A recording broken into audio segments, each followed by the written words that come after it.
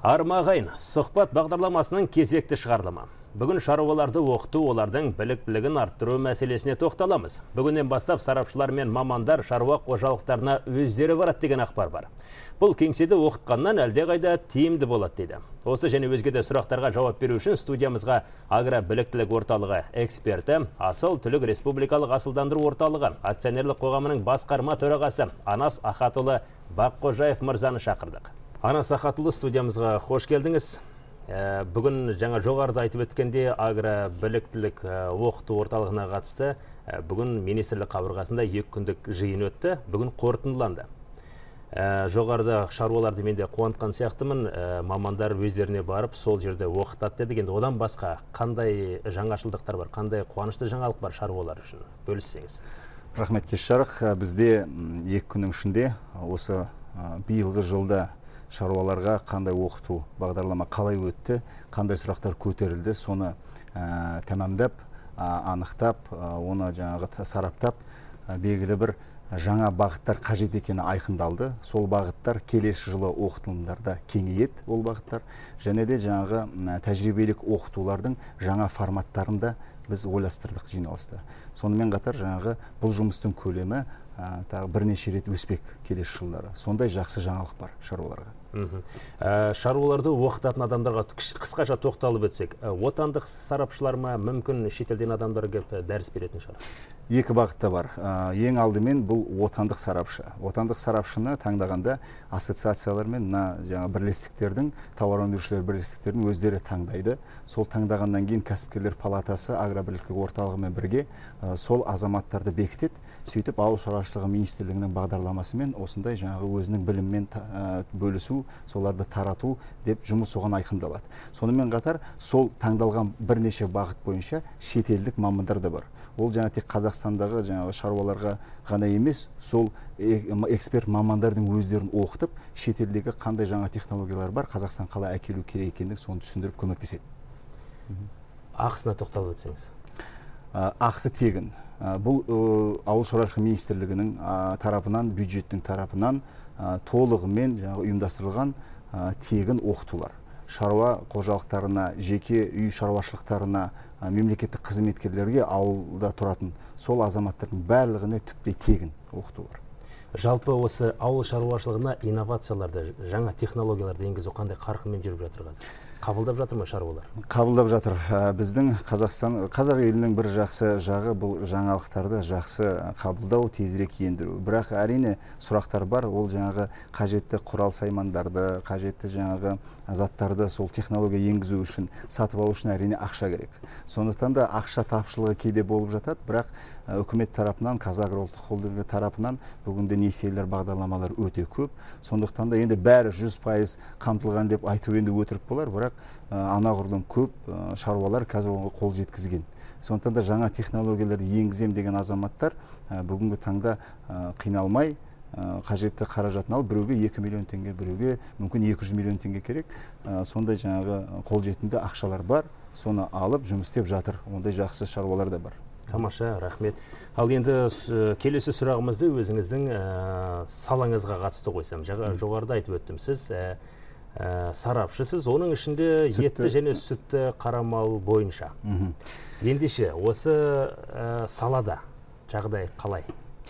Жағдай өзіңіз белгілі, біз ет бойынша Қазақстан өз-өзін толығымен қамтамасыз етуде. Енді 85% деп қаламыз, ол жалпы жақсы үрдіс. Өз-өзімізді еттей қамтамасыз етіп жатырмыз. Сүттей кішкене 30%-ға біз тапшымыз, өкінішке орай. Бірақ жылдан жылға сайын біз статистикалық мәліметтерді қарасақ, өндіру көлемі көбею үстінде. Бірақ біздің ел басымыз тапсырғандай Ресей, Қытай бағыттарында экспортты одан сайын күшейту үшін, өз халқымызды азық-түлікпен қамтамасыз етуді 100%-ға жеткізу үшін әрине бұл көлемді арттыру керек. Бұл енді Қазақстанда көбінесе экстенсивді түрде болғандықтан мал санының саны ең бастысы көбею керек. Бізге жаңағы соңғы жылдардағы статистикалық мәліметтерді қарасаңыз, әрі қара болсын, қой болсын, жылқы болсын, бұның саны өсіп жатыр, жақсы. Елде мал көбейіп жатыр. бірақ бір өкінішке орайлығы ол жаңағы 3-5% қарқынмен. Бұл аз ба? Бұл өкінішке орай аз. Өсіп жатыр, шүкір, жақсы. Бірақ біз 8-10% қарқынмен өсе алар едік.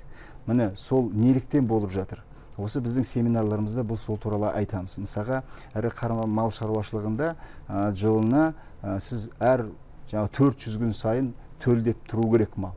Бірақ төлдемей қалады. Соның арқасында мал кеш туды, халыққа сүт кеш шықты, және де жалпы халықтағы бар малдың саны дұрыс қарқында өспеді. Сондықтан да оның жаңағы аурулары бар, оны дұрыс азықтандыру керек, дұрыстап өсіру керек. Сол бойынша шаруаға бұл ақша қажет етпейді. Құр шаруаның өзінің жасап жатқан ісіне жаңа көзқараспен, шетелдегідей дұрыс көзқараспен, оны жаңа күнделікті қорасына кіріп, дұрыстап жұмыс істеудің арқасында ғана біз осы шешілмей жатқан мәселелерді шешуге жол ашамыз. Және де малдың тез қарқынмен өсуіне біз жол ашамыз. Біз осы семинарларымызда сол туралы көбінесе айтамыз.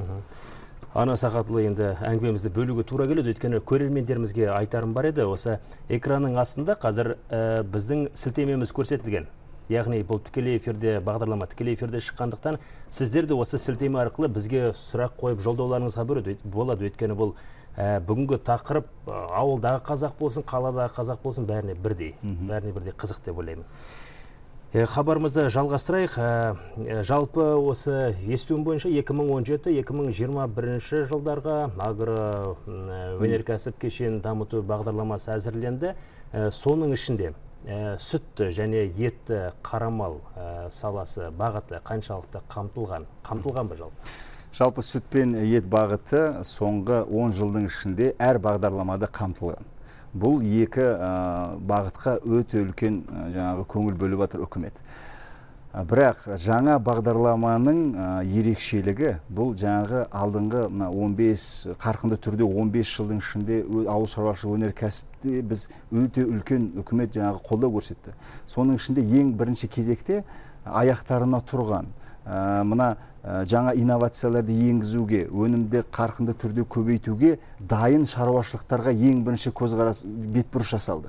Енді ол шаруалар аяққа тұрып алғаннан кейін, қазір көріп жүрсіз, жаңағы сүтті фермалар пайда болды, ет репродукторлары пайда болды, өте көп. Сондықтан да осы 5 жылдыққа жасалған жаңағы бағдарламаның ерекшелігі бұл енді мына сол шаруашылықтың сәл төмен деңгейде тұрған үй шаруашылықтары, кіші шаруа қожалықтарын біріктіріп, кооператив құрып, сол арқылы жаңа дұрыс технологияларды енгізіп, мына жалпы өнім өндіру көлеміне қосу. Міне сондықтан жаңа бағдарлама бойынша кооперативтерді құру, оның ішінде етті де, сүтті де, басқа бағыттар да бар, омарта шаруашылығы да бар. Сол бойынша бағыттар қамтылған, және де үкімет тарапынан көрсетілетін субсидия, көмек, несиелік көмек, осының барлығы қарастырылған бағдарламада. Тамаша, мұнда көрермендерімізде белсенділік танытып жатыр. Мысалы, міне іріктеп алған сұрақтардың ішінде біз енді сұрақты төтесінен қояды екенбіз. Кооперативтер керек пе бізге дейді. Сондай сұрақ. Ойыңызды айтсаңыз. Енді мысалға мен бір мысалмен келтірейін. Мысалға сіз балаңызға айтасыз, бөлішке же, болмаса қара табаннан же, ал енді жаңағы тез дайындалатын ыстық нандар бар, жаңағы оны жеме, ол денсаулыққа зиянды. Бірақ біз түсінеміз, оның ананың жақсы, ананың жаман екен. Бірақ біз логикалық түрде білеміз ғой, бұл нанның керек екен. Сол сияқты біреу айтады керек емес, біреу керек, біреу айтады баяғы кеңес одағындағы болған, біз соны қайталап жатырмыз ба, елімізге керек пе, бұны халық қалай қарсы алады деген мәселе. Сан алуан пікір бар дейсіз? Пікір бар, бірақ түп қазығы бұл ел бірігу керек пе? Сіз өзіңіз қалай ойлайсыз? Менің ойымша да кез келген азаматтың ойынша бірігу, бірлік, мына 5 саусақ бірігіп жұдырық болу деген әр кезде де керек. Оны бірақ әртүрліше қабылдайды. Сондықтан да кооператив, бұл жаңағы жалғыздың үні шықпа, жайдың шаң шықпас демекші, кооперативтер керек. Себебі әр үй шаруашылығының өзіне қажетті құрал сайманды сатып алу өте қымбатқа түседі. Ол сатып алғанмен, ол өзіне ғана жаңағы қызметін көрсетіп, бос қалған 360 күн бос тұратындай жағдайға қазір жағдай жоқ, ондай мүмкіндік жоқ. Сондықтан да бірігіп, өз проблемаларымызды біріктіріп, соған шешу жолдарын біз бірге қарастырмасақ, біз ешқашан дами алмаймыз. Ал бүгінде таңда 70% мал бұл үй шаруашылықтарында. Сондықтан да олар бірігу керек. Елбасымыздың мына министрліктің бірігіңдер, кооператив құрыңдар дегені 200% дұрыс бағыт. Сонда жалғыздың күні шықпайды дегеніміз Осыдан туындап тұр. Ендеше сол кооперацияларды құру қарқыны қазір қалай жүргізіп жатыр? Халық дұрыс қабылдап жатыр ма? Оларды ақпараттандыру мәселесі қалай? Ақпараттандыру мәселесі дұрыс жолға қойылған, себебі министрліктің қабырғасының өзінде арнайы кооператив құру бойынша департамент құрылған болатын. Сол департаменттің көмегімен, ұлттық кәсіпкерлер палатасы көмегімен, агробірліктілік орталық көмегімен, және сонымен қатар министрлікке қарасты әр ұйымның қазіргі ең бірінші өткізіп жатқан жұмысы бұл ауылдарда үй шаруашылықтарын біріктіру кооперативке. Ақпараттандыру жұмысы жақсы ұйымдастырылған. Келесі таңда бұл ұйымдасам деген азаматтарға сәл демеп жіберу үшін ақша жағы, ол да бар. Бүгінгі таңда мысалға сүтті біраз адам болып жиналып, сүтті бір жерге жинап, оны сауаттарға тасымалдап, оны өңдетем десеңіз, әр сүтіңізге мысалға 10 теңге әр келісіне үкімет субсидия төлейді. Мысалға мал бордақылаймын деп, малды жинап, оны бордақылап, бір жерге бағып, дұрыстап, өсіріп, еттей өткізсеңіз, әр басына 20 мың теңге бар. Сонымен қатар қажетті құрал жабдықтарды алам десеңіз, оған қажетті несиелеріңіз бар. Несиелеріңіздің 50% үкімет өзі төлеп береді субсидия ретінде. Бұл деген бұрын соңды болмаған нәрселер ғой. Сондықтан да қазір халыққа қорықпай осы кооперативке 20 адам біріктіру керек деген талап бар. Бірақ 20 емес, мен айтар едім 200 адам. Неге біз бір ауылда тұрып, ауызбіршілігіміз бар деп мақтанатын ұлтымыз, неге бір ауылда басымыз мысалы бір қазанға сыймай жатыр? Мен өз басым соған таң қалам. Біз кооперативтерге мысалға ақша беріліп жатыр, берілсе де, берілмесе де, неге біз ауыл болып бірігіп, малымызды дұрыс бағып, дұрыс қарап, бір ветеринарлық мал дәрігері болып, дұрыс сапалы қызмет көрсетіп, неге біз соған ұмтылмаймыз? Бұл мәселе үкіметтің субсидиясында емес, біз өзіміз ақ бір ауыл болып қосыла аламыз. Осыған менің ішім ашиды. Кейбір ауылдар жақсы ұйымдастырылып жатыр, бірақ кейбір ауылдар әлі де ұйықтап жүр, өкінішке орай. Өкінішті екен шынында да. Сіз енді маған назар аудармауға тырысыңыз, өйткені көрермендерімізден сұрақтар көп келіп түсіп жатыр, соларды іріктеуге тырысып жатырмыз. Енді мысалы соның бірі сүтті малды қайдан алуға болады дейді. Сүтті мал енді бізге елімізге жетпей жатыр. Мына айтып отырмын ғой, сүтті шығаратын сиырдың желіні оның ішінде. Енді бүгінгі таңда қарасақ, Қазақстанда 2.800.000 бас аналық бас бар. Соның әр қайсысы енді сүт береді деп есептесек, қазіргі таңда біз 70-75%-ға ғана сүтпен қамтамасыз етіп жатырмыз.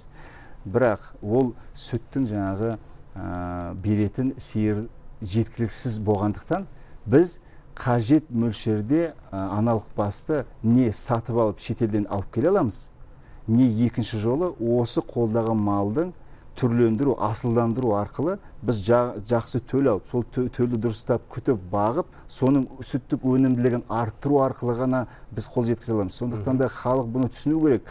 Екі ақ жол бар. Енді шетелден әкелсеңіз, сізді сөгет. Неге шетелден әкелді, біздің өзімізде жоқ па деп. Өзіңіз білесіз ғой. Қымбатқа түседі, жолы бар. Әрине, бірақ енді Қазақстан оған қарамау керек. Себебі елге сүт керек. Сондықтан да сүт шығаратын сиыр болғандықтан сиырды алып келу керек. Ал егер алып келмесе, үйдегі мына бүгінгі таңда ауыл шаруашылығында, үй шаруашылықтарында жеке қолда 1 миллион аналық бас қолда. 1 миллион дегеніміз ол үлкен ашылмаған резерв. Сондықтан да үкіметтің кооператив құрып, осы малды енді дұрыстап жем шөбін беріп, азықтандырып, құрметті халқым, мына деңгейден сәл жоғарылатыңызшы, бір 100 келі сүтке көбейтсеңіздің өзінде 1 миллионнан талай көлем шығады қосымша. Сөйтіп елді кішкене шақыртып жатыр қазір. Бұл бағыт сол үшін жасалады. Өте дұрыс. Сонда халықтан таландыру мақсатында, менің түсінуімше, кооперацияға біріктіру мақсатында несиелендіру бағдарламасы бар сияқты. Бар. Несиелендіру, айтып отырмын ғой, өзіңізге сүтті жинаймын десеңіз, сүтке қажетті танкер, оны зертханасы бар, тағы басқа құрал сайманның барлығы мысалы 5 миллион теңге шамасына тұрса, бүгінгі таңда кезген кооператив қаржылық қолдау қорына барып 5 миллион алып, үкімет оған 5 миллион 2,5 миллион теңгесін қайтарып береді. Сонда ол қаржылық қолдау қорына 2,5 миллион теңге қарыз болып шығады. Сонымен қатар әр өндірген жинаған сүттің бір келісіне 10 теңгеден субсидия береді. Бұл деген керемет емес пе? Бірақ мен тағы да атап айтып кетер едім. Мысалға, үкіметтен берілетін жеңіл несие үшін емес, субсидия алу үшін емес, халық бұны дұрыс түсіну керек. Өзіміз үшін, ел үшін, малымыздың дұрыс азықтану үшін, жеріміздің дұрыс игерілу үшін біз бірігуіміз керек. Міне осы мақсат. Бүгін сүтке қатысты көп айтылып жатыр. Тағы да бір сұрақ туындап тұр. Осы сүттің кезеңдік тапшылығы деген болады бізде. Мысалы, жаз мезгілінде күн ыстық, сүт ішілмейді, май желінбейді, бірақ сүт көп, мол, бөлініп те жатады, өкінішке орай. Қыс кезінде сүт ішіліп, май желінетін кезде өкінішке орай сүт табылмаймыз. Сол мәселені шешуде қандай жұмыстар атқарылып жатыр? Бұл енді негізінен бірінші себебі бұл малдың үй шаруашылығының қолында болуынан. Себебі үй шаруашылығы жаңағы төлдеген туылған бұзаудың жаздай, көктемнен бастап жаздай бағылуын жазғы тұрғы ұйымдастыруына байланысты, табиғи өзі малдың көктемде туына байланысты осы үрдіс бар. Яғни көктемде туады, күзге дейін ол саулады, сөнген қыстың күні қайтадан кіреді, сүттен шығады, суалтады, сондықтан болып жатыр.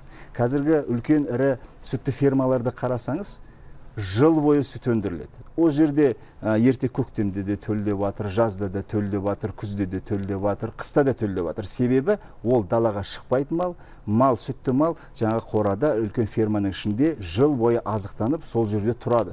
Сондықтан да ауылдық жерде малды далада жүгіртпей, біз кооперативті енді құрдық қой, адамдар пайда болды. Сол адамдарға үкімет тарапынан арнайы жақсы ферма салып, енді малдарыңызды далада емес, ірі фермалар сияқты қораның ішінде сақтап, жыл бойы туғызып, сүтті жыл бойы ал десеңіз, сіздің айтып отқан сүт тапшылығы ешқашан болмайды. Бұндай фермалар бар ма екен бізде, елімізде? Елімізде ірі фермалар өте көп. Мына Батыс Қазақстан облысынан бастап Алматы облысына дейін соңғы 5 жылдың ішінде инвестициялық жобалар Ауыл шаруашылығы министрлігінің атынан Қазагро тарапынан өте көп жобалар іске асырылды. Бүгінгі таңда 6000 жылына литр сүт беретін сиырлар бар. Қазақстанда дәл осындай фермалар жабық күйінде шығармайтын, жыл бойы сүтін беріп, өңдеп шығарып тұратынына ондай бүгінгі таңда өте көп. Тек ауылдық қолда бар 1 миллион басты кооператив құру арқылы ақырын 5-10 жылдың ішінде бір жерге фермаға жинап, сол ферманың ішінде күтіп, бағып, дұрыстап қарап, оған жағдай жасасақ, ол деген өнімділік артады, және сүт жыл бойы болады. Керемет, өте жақсы ақпар айтылды, өте тұшымды жауап бердіңіз. Көрермендерімізден де сұрақтар түсіп жатыр. Енді бірі етті малға қатысты. Етті малды мысалы Қазақстанда қай жерден етті ірі қараны қай жерден алуға болады? Қазақстанда етті ірі қара малы сүтке қарағанда көбірек. Оны қазақтың ақбас тұқымды бізде өте көп. Қазақстан әулиекөл тұқымы бар. Сол малды таңдайым десеңіз, Шығыс Қазақстан облысынан бастап, Оралға дейін солтүстік өңірлерде өте көп. Кез келген шаруашылыққа барсаңыз, тірі салмағының бағасы да келісіп, оны сатып ала аласыз. Болмаса, Ресейде де сол қазақтың ақбас тұқымы бар, оны алып келуге болады. Өкінішке орай, Ана Сақатұлы, енді міндетті түрде сізге сөз берем, міндетті түрде осы студияда тағы да кездесеміз. Уақытымыз аяқталған екен. Тұшымды ойыңызға рахмет. Келесі кездескенше деймін онда сізге. Рахмет сізге. Агробіліктілік орталығының эксперті, Асыл-Түлік Республикалық асылдандыру орталығы акционерлік қоғамының басқарма төрағасы Ана Сақатұлы Баққожаев мырза студиямызда қонақта болды. Келесі кездескенше ағайын.